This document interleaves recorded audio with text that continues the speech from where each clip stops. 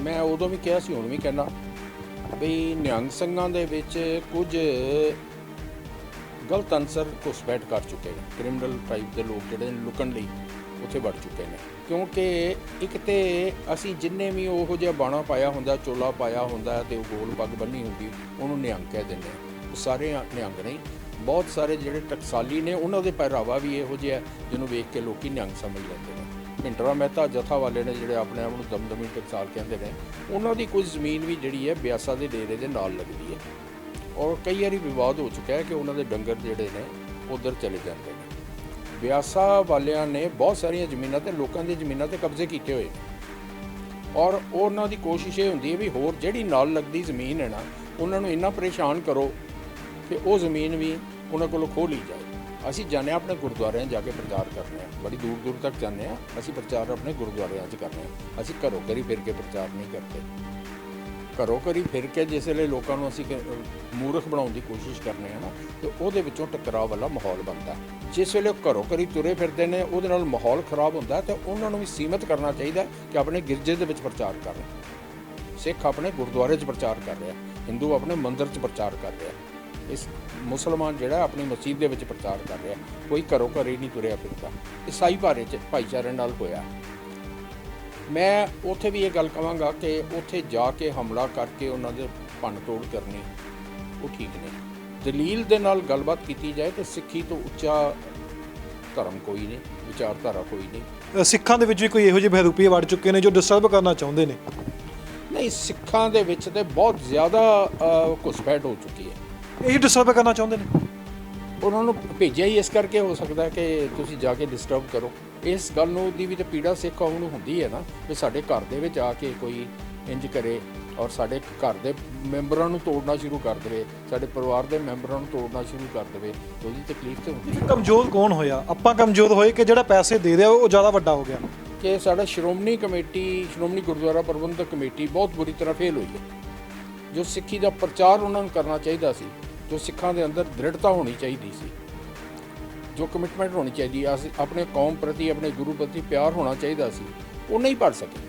ਯਾਨੀ ਕਿ ਕਹਿ ਸਕਦੇ ਹਾਂ ਕਿ ਜੋ ਈਸਾਈ ਧਰਮ ਵਾਲੇ ਪਾਸੇ ਜ਼ਿਆਦਾ ਨੇ, ਸਿੱਖ ਜੋ ਦਲਿਤ ਨੇ, ਇਹ ਐਸਜੀਪੀਸੀ ਦਾ ਦੋਸ਼ ਹੈ ਇੱਥੇ। ਤੇ ਇਹ ਹੈ, ਮੈਂ ਸਮਝਦਾ ਸਿਰਫ ਦਲਿਤ ਦੀ ਗੱਲ ਨਹੀਂ, ਜਿਹੜੇ ਆਰਥਿਕ ਤੌਰ 'ਤੇ ਕਮਜ਼ੋਰ ਨੇ ਉਹਨਾਂ ਨੂੰ ਟਾਰਗੇਟ ਕੀਤਾ ਜਾ ਰਿਹਾ।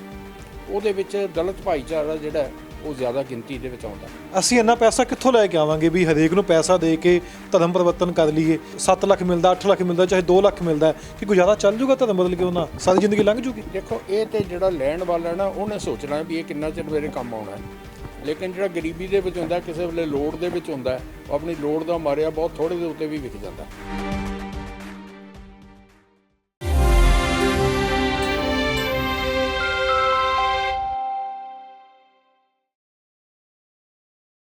मानस की जात सबे एक पहचान वो। गुरु साहिबान ने बार बार सांझीवालता का जिक्र किया कि सारे धर्म एक बराबर ने, सब का सत्कार होना चाहिए, पर जदों धर्म नूं लैके टकराव पैदा होंदा कि असीं गुरु साहब दे इन्हां कथनां तों कोसां दूर चले जाते हैं। 47 की गल करिए, 2 मुल्क वंडे जाते हैं धर्म के नाँ के उत्ते, पर 47 तो बाद भी डेरेवाद जिस तरीके नाल पंजाब दे विच फैलिया, उन्हां दी जड़ां फैलाईयां गईयां, लोग टुटदे भी गए, और अज घड़ी इत्थों तक आ चुकी है कि दलित जो वर्ग के लोग ने टुट के अलग अलग डेरियां के उत्ते जा रहे हैं, कई अपना धर्म भी परिवर्तन कर रहे हैं। टकराव हुंदा रहा उन्हां धार्मिक चीज़ों नूं लैके, जिस विच आमने सामने भी धिरां हो जांदियां सन, कई जगह ते बचाव भी होया, कई जगह ते खूनी झड़पां तक भी होईयां। गल करिए 2022 दे विच मौजूद आ, शुरुआत हुंदी है इस साल दी काली माता मंदिर तो, जो पटियाला विच मौजूद है, जिथों झड़प हुंदी है। उस तो बाद ईसाई भाईचारे नूं लैके टकराव पैदा हो जाता है। फिर अगे गल चलदी है डेरा ब्यास ते निहंग ਸਿੰਘਾਂ ਦੇ विचकार विवाद खड़ा हो जाता है। ये विवाद हो क्यों रहे हैं? पंजाब की इस धरती की गल करिए जिथे गुरुआं पीरां ने लिख दिता, अज तक लोग उन्होंने समझते हैं, उन्होंने सलोकां नूं समझते हैं, समझ के अमल भी करते हैं, पर फिर भी किते ना किते जात पात नूं लैके क्यों चर्चा छिड़ जाती है? धर्म परिवर्तन व्यक्ति का आपदा ਨਿੱਜੀ ਹੱਕ ਹੈ, ਉਹ ਕਿਸ ਧਰਮ ਵਿੱਚ ਰਹਿਣਾ ਚਾਹੁੰਦਾ ਹੈ, ਕਿਸ ਧਰਮ ਵਿੱਚ ਨਹੀਂ ਰਹਿਣਾ ਚਾਹੁੰਦਾ, ਸਾਨੂੰ ਸਾਡਾ ਸੰਵਿਧਾਨ ਵੀ ਆਗਿਆ ਦਿੰਦਾ। ਪਰ ਇਹ ਟਕਰਾਵ ਹੋ ਕਿਉਂ ਰਹੇ ਨੇ? ਰਜਿੰਦਰ ਸਿੰਘ ਖਾਲਸਾ ਸਾਡੇ ਨਾਲ ਨੇ। ਖਾਲਸਾ ਜੀ ਵਾਹਿਗੁਰੂ ਖਾਲਸਾ ਵਾਹਿਗੁਰੂ ਕੀ ਫਤਿਹ। ਵਾਹਿਗੁਰੂ ਜੀ ਕਾ ਖਾਲਸਾ ਵਾਹਿਗੁਰੂ ਜੀ ਕੀ ਫਤਿਹ। ਖਾਲਸਾ ਜੀ, ਸਭ ਤੋਂ ਪਹਿਲਾ ਸਵਾਲ ਇਹੀ ਹੈ ਕਿ 3 ਵਾਕਿਆ ਤੁਹਾਨੂੰ ਮੈਂ ਦੱਸ ਦਿੱਤੇ, ਕਾਲੀ ਮਾਤਾ ਮੰਦਿਰ ਪਟਿਆਲੇ ਵਾਲਾ, ਈਸਾਈ ਧਰਮ ਵਾਲਾ, ਫਿਰ ਡੇਰੇ ਨੂੰ ਵਿਵਾਦ ਲੈ ਜੋ ਡੇਰੇ ਦੇ ਵਿਵਾਦ ਹੋਇਆ ਨਿਹੰਗ ਸਿੰਘ ਜਥੇਬੰਦੀਆਂ ਨੂੰ ਲੈ ਕੇ। ਕਿਉਂ ਬਾਰ-ਬਾਰ ਧਰਮ ਦੇ ਨਾਂ ਦੇ ਉੱਤੇ ਹੁਣ ਪੰਜਾਬ ਨੂੰ ਉਸ ਅੱਗ ਦੀ ਭੱਟੀ ਵੱਲ ਝੋਕਿਆ ਜਾ ਰਿਹਾ, ਜਿੱਥੇ ਪੰਜਾਬ ਬੜਾ ਮੁਸ਼ਕਲ ਵਾਪਸ ਆਇਆ ਹੈ? ਵਿਜੇ ਸਿੰਘ ਜੀ, ਦੇਖੋ ਇੱਕ ਗੱਲ ਹੈ ਕਿ ਜਿਸ ਵੇਲੇ ਇਹੋ ਜਿਹੀਆਂ ਘਟਨਾਵਾਂ ਲਗਾਤਾਰ ਹੁੰਦੀਆਂ ਨੇ, ਇੱਕ ਤੋਂ ਬਾਅਦ ਇੱਕ ਹੁੰਦੀਆਂ ਨੇ, ਤੇ ਉੱਥੋਂ ਫਿਰ ਇਹ ਕੁਝ ਸ਼ੱਕ ਪੈਂਦਾ ਹੈ ਕਿ ਕੋਈ ਲੋਕ ਨੇ ਜਿਹੜੇ ਇਹ ਸ਼ਰਾਰਤ ਕਰਾ ਰਹੇ ਨੇ। ਇਹ ਨਹੀਂ ਹੁੰਦਾ ਕਿ ਸਾਰੇ ਲੋਕ ਜਿਹੜੇ ਉਹਦੇ ਵਿੱਚ ਸ਼ਾਮਲ ਨੇ ਸਾਰੇ ਸ਼ਰਾਰਤ ਕਰਾਉਣ ਦੀ ਸਾਜ਼ਿਸ਼ ਦੇ ਵਿੱਚ ਨੇ। ਕੋਈ ਇੱਕ ਦੋ ਵਿੱਚ ਵਿਅਕਤੀ ਹੁੰਦੇ ਨੇ ਜਿਨ੍ਹਾਂ ਨੂੰ ਭੜਕਾਇਆ ਜਾਂਦਾ, ਉਹਨਾਂ ਨੂੰ ਵੀ ਭੜਕਾਇਆ ਜਾਂਦਾ ਹੈ, ਬਾਕੀ ਮਗਰ ਲੱਗ ਜਾਂਦੇ ਨੇ, ਨਾਲ ਲੱਗ ਜਾਂਦੇ ਨੇ, ਤੇ ਇਹੋ ਜਿਹੀਆਂ ਵਾਰਦਾਤਾਂ ਹੁੰਦੀਆਂ ਨੇ। ਲੇਕਿਨ ਆਮ ਤੌਰ 'ਤੇ ਇਹੀ ਹੁੰਦਾ ਕਿ ਜਿਸ ਵੇਲੇ ਇੱਕ ਜੇ ਕਦੀ ਇੱਕ ਛਿਟਪੁੱਟ ਜਿਹੜੀ ਘਟਨਾ ਹੈ ਨਾ, ਉਹ ਤਾਂ ਇਸ ਭਾਰਤ ਦੇਸ਼ 'ਚ ਹੁੰਦੀਆਂ ਰਹਿੰਦੀਆਂ ਨੇ। ਲੇਕਿਨ ਇੱਕ ਲੜੀ ਵਿੱਚ ਜਿਸ ਵੇਲੇ ਹੁੰਦੀਆਂ ਨੇ, ਜਿਵੇਂ ਹੁਣ 3 ਤੁਸੀਂ ਕਹਿ ਦਿੱਤੀਆਂ ਈਸਾਈਆਂ ਵਾਲੀਆਂ, ਤੇ ਇੱਕ ਛੱਡ ਕੇ 2-3 ਵੀ ਹੋ ਚੁੱਕੀਆਂ ਨੇ। ਸੋ ਇਹ ਲੜੀਵਾਰ ਹੋਣਾ ਜਿਹੜਾ ਨਾ, ਇਸ ਗੱਲ ਦਾ ਸੰਕੇਤ ਹੁੰਦਾ ਹੈ ਕਿ ਸੂਬੇ ਦੇ ਸ਼ਾਂਤੀ ਨੂੰ ਕੋਈ ਭੰਗ ਕਰਨਾ ਚਾਹੁੰਦਾ। ਔਰ ਜਿਹੜਾ ਸੂਬੇ ਨੂੰ ਸ਼ਾਂਤੀ ਨੂੰ ਭੰਗ ਕਰਨ ਦੀ ਗੱਲ ਹੁੰਦੀ ਹੈ, ਉਹ ਇਸ ਲਈ ਹੁੰਦੀ ਹੈ ਕਿ ਜਿਹੜੀ ਪ੍ਰੈਜ਼ੈਂਟ ਗਵਰਨਮੈਂਟ ਹੈ ਉਹਨੂੰ ਜਿਹੜਾ ਸੇਕ ਪਹੁੰਚਾਇਆ ਜਾਵੇ, ਉਹਨੂੰ ਰੀਸਟੈਬਲਿਸ਼ ਕਰਨ ਦੀ ਕੋਸ਼ਿਸ਼ ਕੀਤੀ ਜਾਏ। ਅਤੇ ਇਹਦੇ ਵਿੱਚ ਸ਼ੱਕ ਕੋਈ ਨਹੀਂ ਕਿ ਉਹ ਕਰਦੇ ਨੇ ਜਿਹੜੇ ਕਰਾਉਂਦੇ ਨੇ, ਜਿਹੜੇ ਸੱਤਾ ਤੋਂ ਬਾਹਰ ਹੁੰਦੇ ਨੇ, ਸੱਤਾ ਹਾਸਲ ਕਰਨਾ ਚਾਹੁੰਦੇ ਨੇ। ਹੁਣ ਉਹਦੇ ਵਿੱਚ ਬਹੁਤ ਸਾਰੇ ਖਿਡਾਰੀ ਆ ਜਾਂਦੇ ਨੇ। ਜੇ ਪੰਜਾਬ ਦੀ ਗੱਲ ਕਰੀਏ, 2 ਰਾਜਸੀ ਪਾਰਟੀਆਂ ਜਿਹੜੀਆਂ ਪੰਜਾਬ 'ਤੇ ਰਾਜ ਕਰਦੀਆਂ ਰਹੀਆਂ, ਉਹ ਅੱਜ ਸੱਤਾ ਤੋਂ ਬਾਹਰ ਨੇ। ਹੁਣ ਕਿਸੇ ਦਾ ਨਾਂ ਨਹੀਂ ਲਿਆ ਜਾ ਸਕਦਾ, ਨਾ ਮੈਂ ਕਿਸੇ ਦਾ ਨਾਂ ਲੈਣਾ ਚਾਹੁੰਦਾ, ਨਾ ਕਿਸੇ ਇੱਕ 'ਤੇ ਮੈਂ ਸ਼ੱਕ ਕਰ ਰਿਹਾ। ਇਸ ਤੋਂ ਇਲਾਵਾ ਭਾਜਪਾ ਸੱਤਾ ਦੇ ਵਿੱਚ ਸੀ ਵੀ ਅਤੇ ਨਹੀਂ ਵੀ ਸੀ। ਮੈਂ ਇਸ ਕਰਕੇ ਕਹਿ ਰਿਹਾ ਕਿਉਂਕਿ ਉਹਨਾਂ ਦਾ ਸਿੱਧਾ ਰਾਜ ਨਹੀਂ ਸੀ, ਉਹ ਅਕਾਲੀ ਦਲ ਦੇ ਨਾਲ ਭਾਈਵਾਲ ਬਣ ਕੇ ਰਾਜ ਦੇ ਵਿੱਚ ਸਨ। ਉਹਨਾਂ ਨੇ ਅਲੱਗ ਹੋ ਕੇ ਆਪਣਾ ਇੱਥੇ ਆਧਾਰ ਬਣਾਉਣਾ ਚਾਹਿਆ, ਲੇਕਿਨ ਨਹੀਂ ਬਣਾ ਸਕੇ, ਅਤੇ ਉਹ ਵੀ ਬੜੇ ਤਰਲੋ ਮੱਛੀ ਹੋ ਰਹੇ ਨੇ। ਔਰ ਉਹਨਾਂ ਦੀ ਕੋਸ਼ਿਸ਼ ਇਹ ਹੈ ਵੀ ਕੋਈ ਇਹੋ ਜਿਹਾ ਮਾਹੌਲ ਪੈਦਾ ਕੀਤਾ ਜਾਏ ਕਿ ਜਿਹਦੇ ਨਾਲ ਸਿੱਖ ਸਾਡੇ ਨਾਲ ਜੁੜ ਜਾਣ। ਸੋ ਇਹ ਵੀ ਇੱਕ ਬੜੀ ਵੱਡੀ ਖੇਡ ਹੈ। ਲੇਕਿਨ ਇੱਕ ਗੱਲ ਤਾਂ ਜ਼ਰੂਰ ਹੈ, ਤੁਸੀਂ ਜਿਹੜੀ ਗੱਲ ਕੀਤੀ ਨਾ ਸਿਧਾਂਤ ਦੀ, ਦੇਖੋ ਸਿਧਾਂਤਕ ਤੌਰ 'ਤੇ ਬਿਲਕੁਲ ਸਹੀ ਗੱਲ ਹੈ। ਲੇਕਿਨ ਸਿਧਾਂਤਕ ਤੌਰ 'ਤੇ ਪਾਣੀ ਜਿਹੜਾ ਉਹ ਥੱਲੇ ਵੱਲ ਨੂੰ ਵਗਦਾ। ਪਾਣੀ ਨੂੰ ਰੋੜੋ, ਥੱਲੇ ਵੱਲ ਨੂੰ ਵਗੇਗਾ, ਜਿੱਧਰ ਨੀਵਾਂ ਹੋਏਗਾ ਉੱਧਰ ਵਗੇਗਾ। ਅਤੇ ਜੇ ਉਸੇ ਪਾਣੀ ਦੇ ਥੱਲੇ ਅੱਗ ਬਾਲ ਦਈਏ ਤਾਂ ਫਿਰ ਉਹ ਭਾਪ ਬਣ ਕੇ ਉੱਪਰ ਨੂੰ ਉੱਠਦਾ, ਫਿਰ ਉਹ ਆਪਣਾ ਸੁਭਾਅ ਜਿਹੜਾ ਹੈ ਉਹ ਬਦਲ ਲੈਂਦਾ। ਅਸੀਂ ਬਿਲਕੁਲ ਸਿਧਾਂਤਕ ਤੌਰ 'ਤੇ ਸਾਰੇ ਮਨੁੱਖਤਾ ਨੂੰ ਇੱਕ ਬਰਾਬਰ ਸਮਝਦੇ ਹਾਂ, ਸਾਡੇ ਵਾਸਤੇ ਕੋਈ ਫਰਕ ਨਹੀਂ। ਪਰ ਜੇ ਸਾਡੀ ਕੌਮ ਦੇ ਪੈਰਾਂ ਥੱਲੇ ਕੋਈ ਸੇਕ ਦੇਣਾ ਸ਼ੁਰੂ ਕਰ ਦੇਵੇ, ਅਤੇ ਫਿਰ ਅਸੀਂ ਇਹ ਕਹੀਏ ਵੀ ਤੁਸੀਂ ਸ਼ਾਂਤ ਰਹੋ, ਉਹ ਵੀ ਤਾਂ ਨਹੀਂ ਨਾ।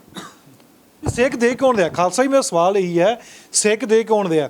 ਕਿ ਆਪਣੇ ਹੁਣ ਚਰਚਾ ਵੀ ਚੱਲ ਪੈਂਦੀ ਹੈ ਕਿ ਕੋਈ ਸਿੱਖਾਂ ਦੇ ਵਿੱਚ ਵੀ ਕੋਈ ਇਹੋ ਜਿਹੇ ਬਹਿਰੂਪੀਏ ਵੜ ਚੁੱਕੇ ਨੇ ਜੋ ਡਿਸਟਰਬ ਕਰਨਾ ਚਾਹੁੰਦੇ ਨੇ।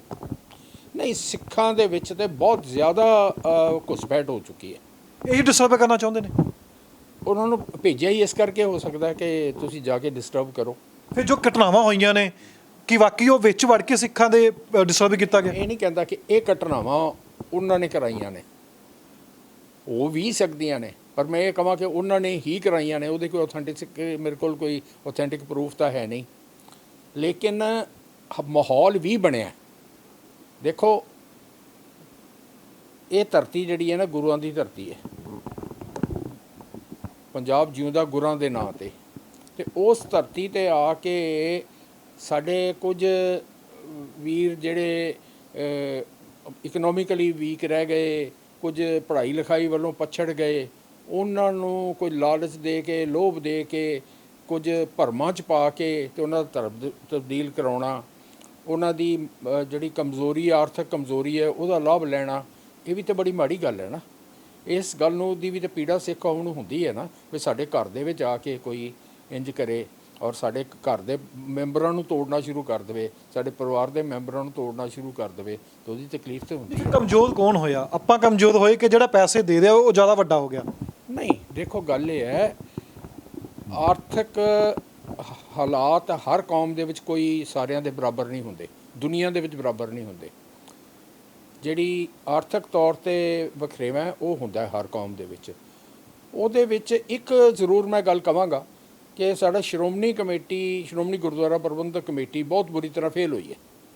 ਜੋ ਸਿੱਖੀ ਦਾ ਪ੍ਰਚਾਰ ਉਹਨਾਂ ਨੂੰ ਕਰਨਾ ਚਾਹੀਦਾ ਸੀ, ਜੋ ਸਿੱਖਾਂ ਦੇ ਅੰਦਰ ਦ੍ਰਿੜਤਾ ਹੋਣੀ ਚਾਹੀਦੀ ਸੀ, ਜੋ ਕਮਿਟਮੈਂਟ ਹੋਣੀ ਚਾਹੀਦੀ, ਅਸੀਂ ਆਪਣੇ ਕੌਮ ਪ੍ਰਤੀ, ਆਪਣੇ ਗੁਰੂ ਪ੍ਰਤੀ ਪਿਆਰ ਹੋਣਾ ਚਾਹੀਦਾ ਸੀ, ਉਹ ਨਹੀਂ ਭਰ ਸਕੇ।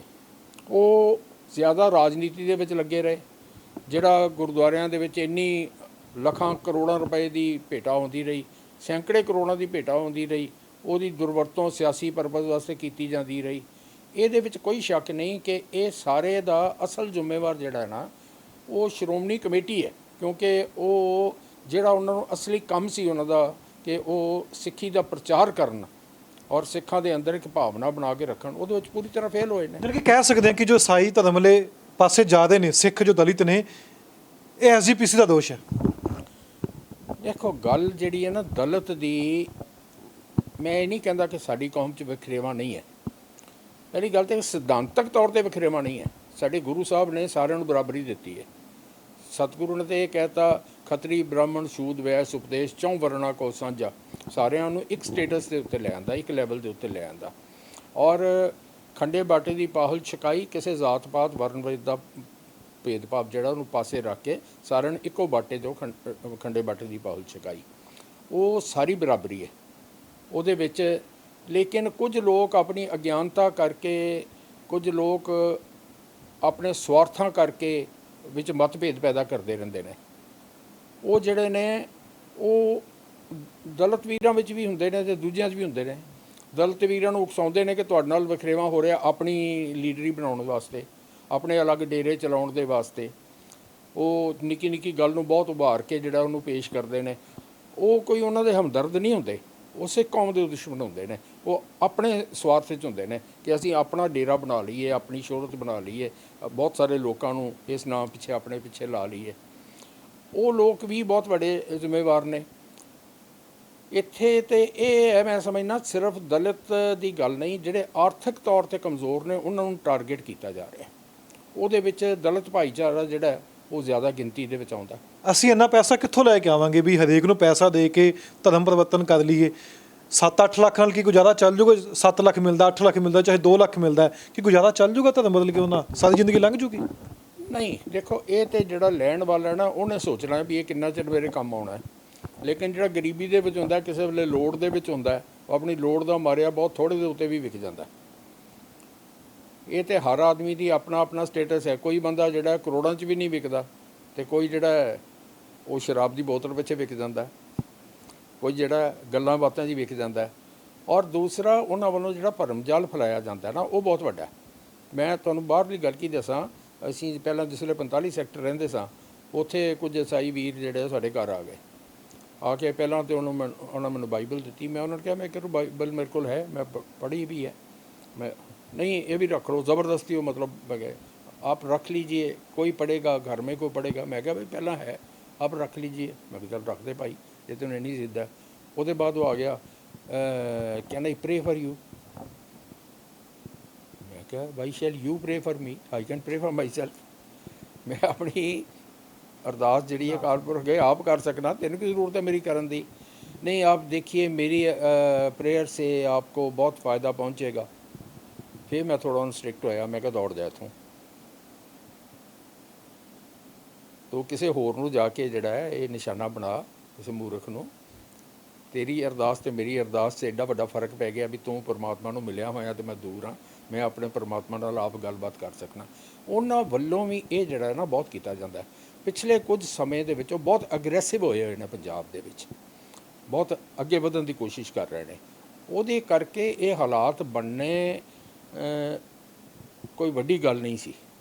ਅੱਛਾ ਖਾਲਸਾ ਜੀ, ਇੱਕ ਹੋਰ ਵੀ ਚਰਚਾ ਇਸ ਨਾਲ ਚੱਲਦੀ ਹੈ ਕਿ ਜਿਵੇਂ ਹੁਣ ਈਸਾਈ ਭਰਾਵਾਂ ਦੀ ਗੱਲ ਕਰ ਲਈਏ ਜੋ ਧਰਮ ਪਰਿਵਰਤਨ ਲੈ ਕੇ ਉਸ ਸਮੇਂ ਚੱਲਦਾ ਪਿਆ। ਧਰਮ ਪਰਿਵਰਤਨ ਜਦ ਕਿਸੇ ਵੀ ਧਰਮ ਵਿੱਚ ਜਾਣਾ ਵਿਅਕਤੀ ਦਾ ਨਿੱਜੀ ਰਾਏ ਹੈ। ਕੋਈ ਵੀ ਵਿਅਕਤੀ ਕਿਤੇ ਜਾ ਰਿਹਾ ਉਸਦੀ ਨਿੱਜੀ ਰਾਏ ਹੈ ਕਿ ਆਪਾਂ ਰੋਕ ਸਕਦੇ ਹਾਂ ਵੀ ਤੂੰ ਧਰਮ ਕਿਉਂ ਬਦਲ ਰਿਹਾ ਜਾ ਕੇ? ਨਹੀਂ, ਦੇਖੋ ਦੋ ਚੀਜ਼ਾਂ ਦੇ ਵਿੱਚ ਫਰਕ ਸਮਝਣਾ ਪਏਗਾ।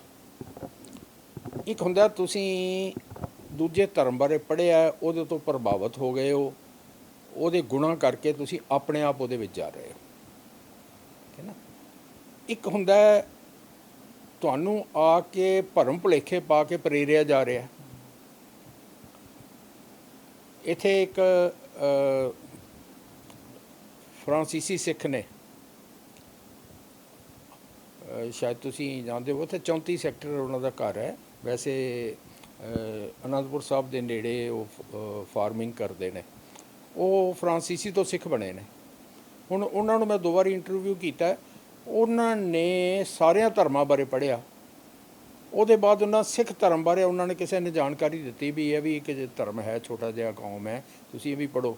ਉਹ ਕਹਿੰਦਾ ਕਿ ਜਿਸ ਵੇਲੇ ਮੈਂ ਸਿੱਖ ਫਲਸਫਾ ਪੜ੍ਹਿਆ, ਸਿੱਖ ਫਿਲਾਸਫੀ ਪੜ੍ਹੀ, ਤਾਂ ਮੈਂ ਐਡਾ ਪ੍ਰਭਾਵਿਤ ਹੋਇਆ। ਮੈਂ ਕਿਹਾ ਵੀ ਦੁਨੀਆ 'ਚ ਇਸ ਤੋਂ ਚੰਗਾ ਧਰਮ ਕੋਈ ਨਹੀਂ, ਮੈਂ ਤਾਂ ਇਹੀ ਅਪਣਾਉਣਾ। ਅਤੇ ਉਹ ਸਿੱਖ ਬਣ ਗਏ। ਇੱਕ ਉਹ ਤਰੀਕਾ ਹੈ ਕਿ ਤੁਸੀਂ ਉਸ ਤੋਂ ਪ੍ਰਭਾਵਿਤ ਹੋ ਕੇ ਜਿਹੜਾ ਉਹ ਚੇਂਜ ਕਰ ਰਹੇ ਹੋ। ਇੱਕ ਹੁੰਦਾ ਚੇਂਜ ਕਰਾਉਣਾ ਪ੍ਰਭਾਵਿਤ ਕਰਕੇ। ਉਹ ਕਈ ਤਰੀਕਿਆਂ ਨਾਲ ਕਰਾਇਆ ਜਾ ਸਕਦਾ। ਉਹ ਡਰਾ ਕੇ ਵੀ ਕੀਤਾ ਜਾ ਸਕਦਾ, ਉਹ ਲਾਲਚ ਦੇ ਕੇ ਵੀ ਕੀਤਾ ਜਾ ਸਕਦਾ, ਉਹ ਭਰਮਾਂ 'ਚ ਪਾ ਕੇ, ਭੁਲੇਖਿਆਂ 'ਚ ਪਾ ਕੇ, ਵਹਿਮਾਂ 'ਚ ਪਾ ਕੇ ਵੀ ਕੀਤਾ ਜਾ ਸਕਦਾ, ਉਹ ਕੋਈ ਜਾਦੂ ਕ੍ਰਿਸ਼ਮੇ ਦਿਖਾ ਕੇ ਵੀ ਕੀਤਾ ਜਾ ਸਕਦਾ। ਉਹ ਜਿਹੜਾ ਗਲਤ ਹੈ।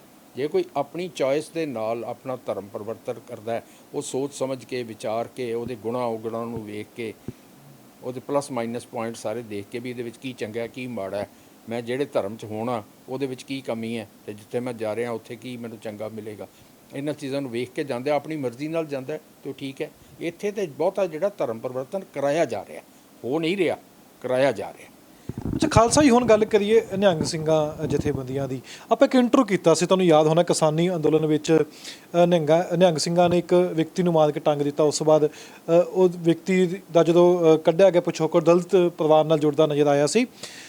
ਨਿਹੰਗ ਸਿੰਘਾਂ ਨੂੰ ਲੈ ਕੇ ਹੁਣ ਇਸ ਸਮੇਂ ਸਭ ਦੇ ਅਲੱਗ-ਅਲੱਗ ਵਿਚਾਰ ਨੇ ਜੋ ਦੇ ਰਹੇ ਨੇ। ਉਸ ਤੋਂ ਬਾਅਦ ਆਪਾਂ ਨੂੰ ਪਤਾ ਤੋਮਰ ਸਾਹਿਬ ਨਾਲ ਫੋਟੋਆਂ ਵੀ ਆ ਗਈਆਂ ਸੀ, ਖੇਤੀਬਾੜੀ ਮੰਤਰੀ ਜੋ ਹੈਗੇ ਨੇ। ਨਿਹੰਗ ਸਿੰਘਾਂ ਨੂੰ ਫਿਰ ਕਿੱਥੇ ਦੇਖਦੇ ਹੋ, ਜੋ ਕਿ ਹੁਣ ਡੇਰਾ ਬਿਆਸਾ ਨਾਲ ਵਿਵਾਦ ਫਿਰ ਖੜਾ ਹੋ ਗਿਆ, ਜਿਸ ਵਿੱਚ ਨਿਹੰਗ ਸਿੰਘ ਅੱਗੇ ਹੈਗੇ ਨੇ, ਦੂਸਰੇ ਪਾਸੇ ਡੇਰੇ ਵਾਲੇ ਵੀ ਸਮਰਥਕ ਅੱਗੇ ਹੈਗੇ ਨੇ। ਫਿਰ ਸ਼ੱਕ ਦੇ ਦਾਇਰੇ ਵਿੱਚ ਹੈਗੇ ਨੇ। ਚਾਹੇ ਹਰਜੀਤ ਸਿੰਘ ਨੂੰ ਲੈ ਕੇ ਉਹਨਾਂ ਦਾ ਗੁੱਟ ਵੱਢਿਆ ਗਿਆ ਸੀ, ਉਸ ਤੋਂ ਬਾਅਦ ਸਾਰੇ ਹਰਜੀਤ ਸਿੰਘ ਦੇ ਨਾਲ ਚਲੇ ਗਏ ਸੀ। ਦੇਖੋ ਚੀਜ਼ ਇਹ ਹੈ ਕਿ ਮੈਂ ਉਦੋਂ ਵੀ ਕਿਹਾ ਸੀ, ਹੁਣ ਵੀ ਕਹਿਣਾ ਬਈ ਨਿਹੰਗ ਸਿੰਘਾਂ ਦੇ ਵਿੱਚ ਕੁਝ ਗਲਤ ਅਨਸਰ ਘੁਸਪੈਠ ਕਰ ਚੁੱਕੇ ਨੇ। ਕ੍ਰਿਮੀਨਲ ਟਾਈਪ ਦੇ ਲੋਕ ਜਿਹੜੇ ਨੇ ਲੁਕਣ ਲਈ ਉੱਥੇ ਵੜ ਚੁੱਕੇ ਨੇ। ਪਰ ਇਹਦਾ ਇਹ ਮਤਲਬ ਨਹੀਂ ਕਿ ਸਾਰੀ ਨਿਹੰਗ ਜਥੇਬੰਦੀ ਜਿਹੜੀ ਹੈ ਉਹ ਖਰਾਬ ਹੋ ਗਈ ਹੈ। ਉੱਥੇ ਵਾਲਾ ਜਿਹੜਾ ਇੰਸਟੈਂਸ ਸੀ, ਉਹਦੇ ਵਿੱਚ ਇੱਕ ਖਾਸ ਗੱਲ ਸੀ ਕਿ ਉਸ ਵੇਲੇ ਕਿਸਾਨਾਂ ਦਾ ਮੋਰਚਾ ਚੱਲ ਰਿਹਾ ਸੀ ਔਰ ਬਹੁਤ ਸਾਰੀ ਤਾਕਤ ਲੱਗੀ ਹੋਈ ਸੀ ਉਸ ਮੋਰਚੇ ਨੂੰ ਫੇਲ ਕਰਨ ਲਈ। ਮੈਂ ਉਹਨੂੰ ਇਸੇ ਰੂਪ ਦੇ ਵਿੱਚ ਦੇਖਦਾ ਸਾਂ ਕਿ ਕਿਸਾਨਾਂ ਦੇ ਮੋਰਚੇ ਨੂੰ ਫੇਲ ਕਰਨ ਲਈ ਜਿਹੜਾ ਇਹ ਇੱਕ ਵਾਰਦਾਤ ਕਰਾਈ ਗਈ ਹੈ। ਉਹਦੇ ਜਿਹੜਾ ਗੁੱਟ ਵੱਢਣ ਵਾਲਾ ਸੀ, ਮੈਂ ਉਹਦੀ ਵੀ ਨਿੰਦਾ ਕੀਤੀ ਸੀ। ਮੈਂ ਇਸ ਗੱਲ ਨੂੰ ਐਪਰੀਸ਼ੀਏਟ ਨਹੀਂ ਕਰਦਾ। ਜਿਹੜਾ ਇਹ ਪੰਜਾਬ ਦੇ ਵਿੱਚ ਟਕਰਾਅ ਹੋ ਰਹੇ ਨੇ, ਉਹਦੇ ਵਿੱਚ ਇੱਕ ਤਾਂ ਜਿਹੜਾ ਈਸਾਈ ਭਾਈਚਾਰੇ ਨਾਲ ਹੋਇਆ, ਮੈਂ ਉੱਥੇ ਵੀ ਇਹ ਗੱਲ ਕਹਾਂਗਾ ਕਿ ਉੱਥੇ ਜਾ ਕੇ ਹਮਲਾ ਕਰਕੇ ਉਹਨਾਂ ਦੇ ਭੰਨ ਤੋੜ ਕਰਨੀ ਉਹ ਠੀਕ ਨਹੀਂ। ਸਾਡਾ ਜਿਹੜਾ ਸਿਸਟਮ ਹੈ ਡਾਇਲੋਗ ਦਾ, ਔਰ ਉਹ ਕਈ ਜਗ੍ਹਾ 'ਤੇ ਹੋਇਆ।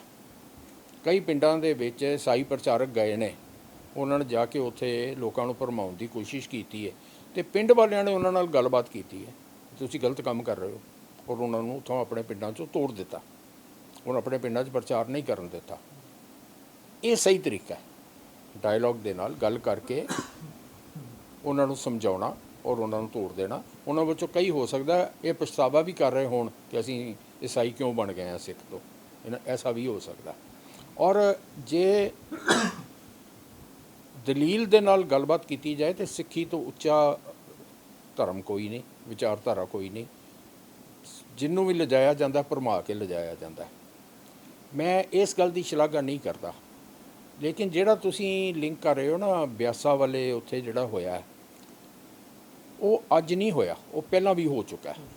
ਕਿਉਂਕਿ ਇੱਕ ਤਾਂ ਅਸੀਂ ਜਿੰਨੇ ਵੀ ਉਹੋ ਜਿਹਾ ਬਾਣਾ ਪਾਇਆ ਹੁੰਦਾ, ਚੋਲਾ ਪਾਇਆ ਹੁੰਦਾ ਅਤੇ ਉਹ ਗੋਲ ਪੱਗ ਬੰਨੀ ਹੁੰਦੀ, ਉਹਨੂੰ ਨਿਹੰਗ ਕਹਿ ਦਿੰਦੇ ਆ। ਉਹ ਸਾਰੇ ਨਿਹੰਗ ਨਹੀਂ, ਬਹੁਤ ਸਾਰੇ ਜਿਹੜੇ ਟਕਸਾਲੀ ਨੇ ਉਹਨਾਂ ਦੇ ਪਹਿਰਾਵਾ ਵੀ ਇਹੋ ਜਿਹਾ ਜਿਹਨੂੰ ਵੇਖ ਕੇ ਲੋਕ ਨਿਹੰਗ ਸਮਝ ਲੈਂਦੇ ਨੇ, ਨਿਹੰਗ ਕਹਿ ਦਿੰਦੇ ਨੇ। ਔਰ ਜਿੱਥੋਂ ਤੱਕ ਮੈਨੂੰ ਖਿਆਲ ਹੈ ਕਿ ਜਿਹੜੇ ਭਿੰਡਰਾ ਮਹਿਤਾ ਜਥਾ ਵਾਲੇ ਨੇ ਜਿਹੜੇ ਆਪਣੇ ਆਪ ਨੂੰ ਦਮਦਮੀ ਟਕਸਾਲ ਕਹਿੰਦੇ ਨੇ, ਉਹਨਾਂ ਦੀ ਕੁਝ ਜ਼ਮੀਨ ਵੀ ਜਿਹੜੀ ਹੈ ਬਿਆਸਾ ਦੇ ਡੇਰੇ ਦੇ ਨਾਲ ਲੱਗਦੀ ਹੈ, ਔਰ ਕਈ ਵਾਰੀ ਵਿਵਾਦ ਹੋ ਚੁੱਕਾ ਹੈ ਕਿ ਉਹਨਾਂ ਦੇ ਡੰਗਰ ਜਿਹੜੇ ਨੇ ਉੱਧਰ ਚਲੇ ਜਾਂਦੇ ਨੇ। ਇਹਦੇ ਵਿੱਚ ਅੱਜ ਜਿਹੜਾ ਹੋਇਆ, ਕਿਉਂਕਿ ਇੱਕ ਲੜੀ ਦੇ ਵਿੱਚ ਹੋ ਰਹੀਆਂ ਨੇ ਘਟਨਾਵਾਂ, ਤੇ ਇਸ ਕਰਕੇ ਅਸੀਂ ਉਹਨੂੰ ਉਹਦੇ ਨਾਲ ਜੋੜ ਰਹੇ ਹਾਂ, ਲੇਕਿਨ ਇਹ ਪਹਿਲਾਂ ਵੀ ਹੋ ਚੁੱਕਾ। ਉਹਦਾ ਹੱਲ ਜਿਹੜਾ ਸਥਾਈ ਤੌਰ 'ਤੇ ਦੋਨੋਂ ਧਿਰਾਂ ਨੂੰ ਕੱਢਣਾ ਚਾਹੀਦਾ। ਵੈਸੇ ਤਾਂ ਮੈਨੂੰ ਇਹ ਕਹਿਣ 'ਚ ਕੋਈ ਹਰਜ ਨਹੀਂ, ਕੋਈ ਸ਼ਰਮ ਨਹੀਂ, ਨਾ ਕੋਈ ਡਰ ਹੈ ਕਿ ਬਿਆਸਾ ਵਾਲਿਆਂ ਨੇ ਬਹੁਤ ਸਾਰੀਆਂ ਜ਼ਮੀਨਾਂ 'ਤੇ, ਲੋਕਾਂ ਦੀਆਂ ਜ਼ਮੀਨਾਂ 'ਤੇ ਕਬਜ਼ੇ ਕੀਤੇ ਹੋਏ ਨੇ, ਔਰ ਉਹਨਾਂ ਦੀ ਕੋਸ਼ਿਸ਼ ਇਹ ਹੁੰਦੀ ਹੈ ਵੀ ਹੋਰ ਜਿਹੜੀ ਨਾਲ ਲੱਗਦੀ ਜ਼ਮੀਨ ਹੈ ਨਾ, ਉਹਨਾਂ ਨੂੰ ਇੰਨਾ ਪਰੇਸ਼ਾਨ ਕਰੋ ਕਿ ਉਹ ਜ਼ਮੀਨ ਵੀ ਉਹਨਾਂ ਕੋਲੋਂ ਖੋਹ ਲਈ ਜਾਏ। ਸੋ ਉਹਨਾਂ ਨੂੰ ਤੁਸੀਂ ਇਸ ਗੱਲ ਦੇ ਉੱਤੇ ਬਿਲਕੁਲ ਕੁਇਟਸ ਨਹੀਂ ਦੇ ਸਕਦੇ ਕਿ ਉਹਨਾਂ ਨੇ ਵਧੀਕੀ ਕੀਤੀ ਹੈ। ਵਧੀਕੀ ਕਿਹਨੇ ਕੀਤੀ ਹੈ, ਇਹ ਖੋਜ ਦਾ ਵਿਸ਼ਾ, ਜਾਂਚ ਦਾ ਵਿਸ਼ਾ ਹੈ। ਇਹ ਜਾਂਚ ਕਰਕੇ ਹੀ ਆ ਸਕਦਾ ਕਿ ਕਿਹਨੇ ਵਧੀਕੀ ਕੀਤੀ ਹੈ। ਇਹ ਸਿੱਧਾ ਉਹਨਾਂ ਦਾ ਨਾਂ ਲਾ ਦੇਣਾ ਕਿ ਉਹਨਾਂ ਨੇ ਵਧੀਕੀ ਕੀਤੀ ਹੈ, ਮੈਂ ਉਹ ਠੀਕ ਨਹੀਂ ਸਮਝਦਾ। ਖਾਲਸਾ ਜੀ, ਤੁਸੀਂ ਮੂਰਤੀ ਤੋੜਨ ਦੀ ਗੱਲ ਕੀਤੀ, ਜੋ ਕ੍ਰਿਸਚਨ ਭਾਈਚਾਰੇ ਦੀ ਮੂਰਤੀ ਤੋੜੀ ਗਈ ਹੈ, ਹੁਣ ਇਸ ਉੱਪਰ ਇਹ ਗੱਲ ਕਿੰਨੀ ਕੁ ਸਹੀ ਹੈ? ਠੀਕ ਹੈ, ਕੋਈ ਆਪਣਾ ਪ੍ਰਚਾਰ ਕਰ ਰਿਹਾ, ਕਿਸੇ ਵੀ ਧਰਮ ਦਾ ਪ੍ਰਚਾਰ ਕਰ ਰਿਹਾ, ਉਸ ਨੂੰ ਮਨਾਹੀ ਨਹੀਂ ਹੈਗੀ। ਜੇ ਭਾਰਤ ਦੀ ਗੱਲ ਕਰੀਏ, ਕਿਤੇ ਵੀ ਆਪਾਂ ਵੀ ਪ੍ਰਚਾਰ ਕਰਨੇ ਆ, ਸਿੱਖ ਜਥੇਬੰਦੀਆਂ ਜਾਂਦੀਆਂ ਨੇ, ਸਿੱਖ ਪ੍ਰਚਾਰਕ ਪ੍ਰਚਾਰ ਕਰਨ ਜਾਂਦੇ ਨੇ, ਵਿਦੇਸ਼ਾਂ ਵਿੱਚ ਜਾਂਦੇ ਨੇ, ਇੱਥੇ ਵੀ ਆਉਂਦੇ ਨੇ, ਪਰ ਕਿਸੇ ਦੀ ਮੂਰਤੀ ਤੋੜ ਦੇਣਾ ਜਾ ਕੇ ਸਾਈ ਭਾਈਚਾਰੇ ਦੀ, ਇਹ ਫਿਰ ਕਿੰਨਾ ਕੁ ਗਲਤ ਹੈਗਾ? ਕੀ ਚੀਜ਼ ਹੋਣੀ ਚਾਹੀਦੀ ਸੀ? ਇਸ ਨਾਲ ਕੀ ਪੰਜਾਬ ਦੂਸਰੇ ਪਾਸੇ ਧੱਕਿਆ ਜਾ ਰਿਹਾ? ਇਸ ਤਰੀਕੇ ਨਾਲ ਘਟਨਾਵਾਂ ਹੋਣਗੀਆਂ ਤਾਂ ਦੇਖੋ, ਅਸੀਂ ਵੀ ਜਾਂਦੇ ਹਾਂ ਪ੍ਰਚਾਰ ਕਰਨ ਲਈ, ਮੈਂ ਵੀ ਜਾਣਾ। ਅਸੀਂ ਜਾਂਦੇ ਹਾਂ ਆਪਣੇ ਗੁਰਦੁਆਰਿਆਂ ਜਾ ਕੇ ਪ੍ਰਚਾਰ ਕਰਨੇ ਆ, ਬੜੀ ਦੂਰ ਦੂਰ ਤੱਕ ਜਾਂਦੇ ਹਾਂ। ਅਸੀਂ ਪ੍ਰਚਾਰ ਆਪਣੇ ਗੁਰਦੁਆਰਿਆਂ 'ਚ ਕਰਨੇ ਆ। ਅਸੀਂ ਘਰੋਂ ਘਰੀ ਫਿਰ ਕੇ ਪ੍ਰਚਾਰ ਨਹੀਂ ਕਰਦੇ। ਘਰੋਂ ਘਰੀ ਫਿਰ ਕੇ ਜਿਸ ਵੇਲੇ ਲੋਕਾਂ ਨੂੰ ਅਸੀਂ ਮੂਰਖ ਬਣਾਉਣ ਦੀ ਕੋਸ਼ਿਸ਼ ਕਰਨੇ ਆ ਨਾ, ਤੇ ਉਹਦੇ ਵਿੱਚੋਂ ਟਕਰਾਅ ਵਾਲਾ ਮਾਹੌਲ ਬਣਦਾ। ਹਰ ਇੱਕ ਨੂੰ ਪ੍ਰਚਾਰ ਕਰਨ, ਜਿੱਥੋਂ ਤੱਕ ਮੂਰਤੀ ਤੋੜਨ ਦਾ, ਮੈਂ ਉਹਦੀ ਹਮਾਇਤ ਨਹੀਂ ਕਰਦਾ। ਮੈਂ ਕਹਿੰਦਾ ਉਹ ਬਿਲਕੁਲ ਗਲਤ ਹੋਇਆ, ਨਹੀਂ ਤੋੜੀ ਜਾਣੀ ਚਾਹੀਦੀ ਸੀ ਕਿਸੇ ਦੀ ਮੂਰਤੀ। ਨਹੀਂ, ਗੱਲ ਤਾਂ ਇਹ ਹੈ ਵੀ ਉਹ ਪ੍ਰਚਾਰ ਕਰਕੇ ਗਲਤ ਤਰੀਕੇ ਨਾਲ ਸਾਡੇ ਲੋਕਾਂ ਨੂੰ ਡੁਬਾਉਣ ਦੀ ਕੋਸ਼ਿਸ਼ ਕਰ ਰਹੇ ਨੇ। ਉਹਦਾ ਟੱਕਰਾ ਕਰਨਾ, ਉਹਦਾ ਟਾਕਰਾ ਕਰਨ ਲਈ ਜਿਵੇਂ ਉਹ ਕਰ ਰਹੇ ਨੇ, ਔਰ ਜਿਵੇਂ ਸਾਡੇ ਪਿੰਡਾਂ ਦੇ ਵਿੱਚ ਜਾਗਰੂਕ ਸਿੱਖ ਜਿਹੜੇ ਨੇ, ਉਹਨਾਂ ਨੇ ਆਪਣੇ ਪਿੰਡਾਂ 'ਚੋਂ ਉਹਨਾਂ ਨੂੰ ਭਜਾਇਆ, ਦਲੀਲ ਦੇ ਨਾਲ ਗੱਲਬਾਤ ਕਰਕੇ ਭਜਾਇਆ, ਉਹ ਬੜਾ ਵਧੀਆ ਤਰੀਕਾ ਹੈ, ਉਹੀ ਸਾਨੂੰ ਵਰਤਣਾ ਚਾਹੀਦਾ।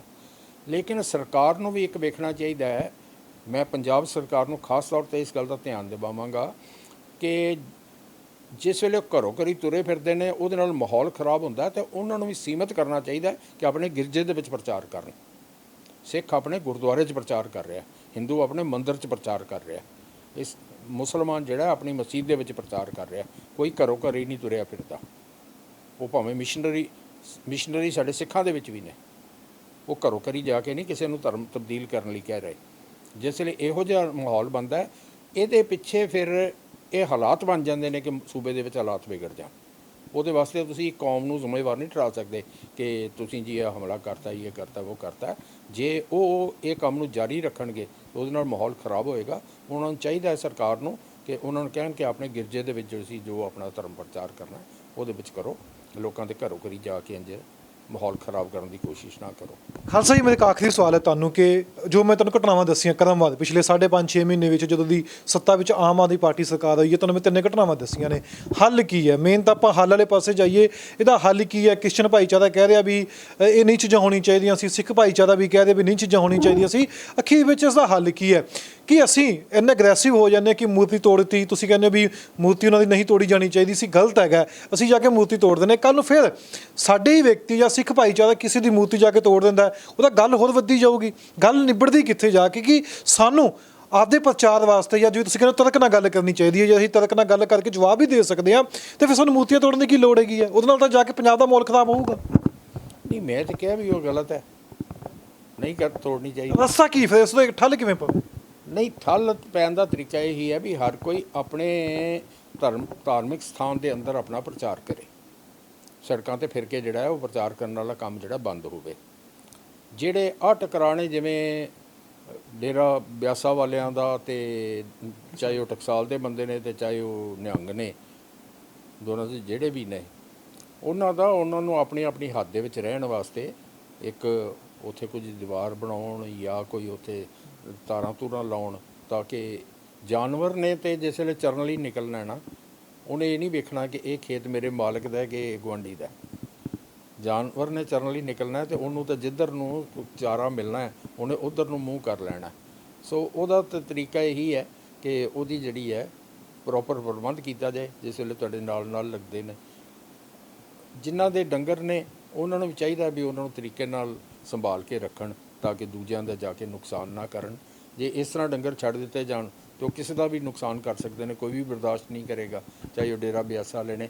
ਲੇਕਿਨ ਇਹ ਜਿਹੜਾ ਝਗੜਾ ਹੋਇਆ ਇਹਦੀ ਪਹਿਲਾਂ ਇਨਵੈਸਟੀਗੇਸ਼ਨ ਹੋਵੇ ਵੀ ਕਿਹਨੇ ਸ਼ੁਰੂਆਤ ਕੀਤੀ ਹੈ, ਕਿਹਨੇ ਝਗੜਾ ਸ਼ੁਰੂ ਕੀਤਾ, ਤਾਂ ਹੀ ਇਹਦੇ ਬਾਰੇ ਕੋਈ ਗੱਲ ਕੀਤੀ ਜਾ ਸਕਦੀ। ਜਥੇਦਾਰ ਸਾਹਿਬ ਦੇ ਬਿਆਨ ਜੋ ਆਉਂਦੇ, ਤੁਸੀਂ ਸਹਿਮਤ ਹੈਗੇ ਹੋ ਵੀ ਹੁਣ ਤਾਂ ਧਰਮ ਪਰਿਵਰਤਨ ਕੀਤਾ ਜਾ ਰਿਹਾ, ਲਾਲਚ ਦੇ ਕੇ ਕੀਤਾ ਜਾ ਰਿਹਾ, ਸਾਨੂੰ ਠੱਲ ਪਾਣੀ ਚਾਹੀਦੀ ਹੈ, ਸਾਨੂੰ ਰੋਕਣਾ ਚਾਹੀਦਾ, ਜਥੇਦਾਰ ਸਾਹਿਬ ਦੀ ਸਟੇਟਮੈਂਟ ਹੈ? ਨਹੀਂ, ਦੇਖੋ, ਆਪਣੀ ਕੌਮ ਬਾਰੇ ਚਿੰਤਤ ਹੋਣਾ ਹਰ ਇੱਕ ਦਾ ਹੱਕ ਵੀ ਹੈ ਤੇ ਫਰਜ਼ ਵੀ ਹੈ ਵੀ ਸਾਨੂੰ ਰੋਕਣਾ ਚਾਹੀਦਾ, ਇਹਦੇ 'ਚ ਕੀ ਸ਼ੱਕ ਹੈ। ਹੋ ਰਿਹਾ ਤੇ ਇਹ ਜ਼ਰੂਰ ਮੈਂ ਕਹਾਂਗਾ ਅੱਜ ਜਿਵੇਂ ਭਾਵਕ ਹੋ ਕੇ ਗੱਲਾਂ ਕਰ ਰਹੇ ਨੇ ਉਹ ਸ਼੍ਰੋਮਣੀ ਕਮੇਟੀ ਦੀ ਕਾਰਗੁਜ਼ਾਰੀ ਵੇਖਣ ਵੀ ਇੰਨੇ ਚਿਰ 'ਚ ਸ਼੍ਰੋਮਣੀ ਕਮੇਟੀ ਨੇ ਕੀ ਕੀਤਾ, ਕਿਉਂ ਸਿੱਖਾਂ ਦੇ ਵਿੱਚ ਇੰਨੀ ਕਮਜ਼ੋਰੀ ਹੈ, ਕਿਉਂ ਸਿੱਖ ਦੇ ਵਿੱਚ ਇੰਨੀ ਦ੍ਰਿੜਤਾ ਨਹੀਂ। ਸਭ ਤੋਂ ਉੱਚੇ ਸੁੱਚੇ ਸਿਧਾਂਤ ਹੁੰਦੇ ਆ, ਸਭ ਤੋਂ ਵਧੀਆ ਗੁਰਬਾਣੀ ਦਾ ਉਪਦੇਸ਼ ਸਾਡੇ ਕੋਲ ਹੁੰਦੇ ਆ, ਦੁਨੀਆ ਦਾ ਸਭ ਤੋਂ ਉੱਚਾ ਉਪਦੇਸ਼ ਸਾਡੇ ਕੋਲ ਹੁੰਦੇ ਆ। ਉਹਦੇ ਬਾਅਦ ਸਿੱਖ ਜੇ ਅਗਰ ਟੁੱਟ ਕੇ ਦੂਜੇ ਪਾਸੇ ਜਾਣ ਨੂੰ ਤਿਆਰ ਹੋ ਜਾਂਦਾ ਹੈ ਤੇ ਇਹ ਕੱਚਾਈ ਉਹਦੇ ਵਿੱਚ ਕਿਉਂ ਹੈ, ਉਹਦੇ ਕਰੜਾਈ ਕਿਉਂ ਨਹੀਂ, ਉਹਦੇ 'ਚ ਕੱਚਾਈ ਕਿਉਂ ਹੈ? ਇਹ ਆਫਟਰ ਆਲ ਸਾਡੀ ਜਿਹੜੀ ਸ਼੍ਰੋਮਣੀ ਸੰਸਥਾ ਹੈ ਉਹਨੂੰ ਤਾਂ ਦੋਸ਼ ਲੈਣਾ ਪਵੇਗਾ, ਉਹਨੂੰ ਪ੍ਰਵਾਨ ਕਰਨਾ ਪਵੇਗਾ ਵੀ ਉਹਨਾਂ ਕੋਲੋਂ ਕਮੀ ਰਹੀ ਹੈ। ਉਹ ਤਾਂ ਹੀ ਅੱਗੋਂ ਠੀਕ ਕਰ ਸਕਣਗੇ ਕੋਈ, ਜੇ ਉਸ ਕਮੀ ਨੂੰ ਪਹਿਚਾਣਨਗੇ, ਮੰਨਣਗੇ। ਜੇ ਮੰਨਣਗੇ ਹੀ ਨਹੀਂ ਤਾਂ ਫਿਰ ਠੀਕ ਕਿਵੇਂ ਕਰਨਗੇ? ਮੰਨ ਲੈਣਗੇ ਜੇ ਤੁਸੀਂ ਗੱਲ ਕਹਿ ਰਹੇ ਹੋ, ਕਿਉਂਕਿ ਮੰਨਣਾ ਥੋੜ੍ਹਾ ਔਖਾ ਹੋ ਜਾਂਦਾ ਜਥੇਦਾਰ ਸਾਹਿਬ ਵਾਸਤੇ। ਉਹ ਤਾਂ ਸ਼੍ਰੋਮਣੀ ਅਕਾਲੀ ਦਲ ਦੀ ਹਮਾਇਤ ਕਰਦੇ ਨੇ ਖੁੱਲ੍ਹ ਕੇ ਵੀ ਕਮਜ਼ੋਰ ਹੋ ਰਿਹਾ। SGPC ਦੇ ਤਾਂ ਲੱਗਦਾ ਵੀ ਜ਼ਿਆਦਾ ਧਿਆਨ ਹੈ ਕਿ ਸ਼੍ਰੋਮਣੀ ਅਕਾਲੀ ਦਲ ਦਾ ਜ਼ਿਆਦਾ ਧਿਆਨ ਹੈ?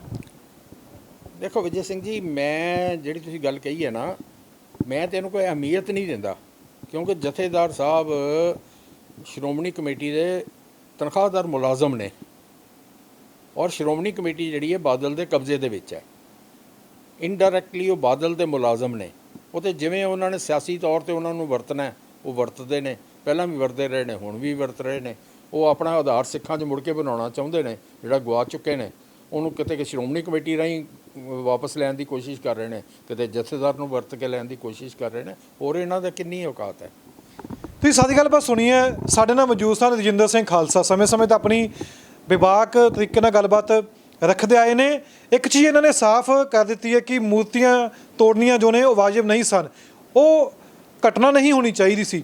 ਦੂਜੇ ਪਾਸੇ ਜੇ ਪੈਸੇ ਦੇ ਕੇ ਧਰਮ ਪਰਿਵਰਤਨ ਹੁੰਦਾ, ਸਭ ਤੋਂ ਮੰਦਭਾਗੀ ਘਟਨਾ ਹੈ, ਕਿਉਂਕਿ ਲਾਲਚ ਦੇ ਕੇ ਧਰਮ ਪਰਿਵਰਤਨ ਨਹੀਂ ਕਰਵਾਇਆ ਜਾ ਸਕਦਾ।